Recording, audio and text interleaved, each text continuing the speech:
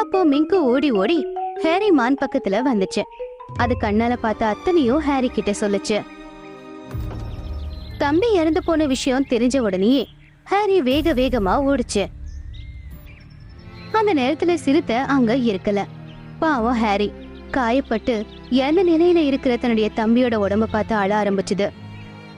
தம்பி, நீ போகாதுன்னு சொன்னல, ஆனா நீ என் பேச்சு கேட்கல. நீ என்னோட பேச்சு கேட்டிருந்தா இப்போ உயிரோட இருந்திருப்ப. ஆனா இத நான் சும்மா விட மாட்டேன். அந்த சிங்கராஜாவை, அந்த சிறுத்தைய நான் சும்மா விட மாட்டேன். ஆனா உங்களால ஏதோ பண்ண முடியாது. அவங்க 2 பேருமே பலசாலிங்க. மிங்கு அப்படி சொல்லிக்கிட்டு இருக்கும்போது திடீர்னு அந்த குளத்துக்குள்ள இருந்து ஒரு வெளிச்சம் வெளியே வந்துச்சு. கொஞ்ச நேரத்திலேயே அந்த வெளிச்சம் தான் அந்த மீனா மாறுச்சு. அதுக்கப்புறமா அந்த மீன் ஒரு தேவ கன்னிகைய மாறுச்சு.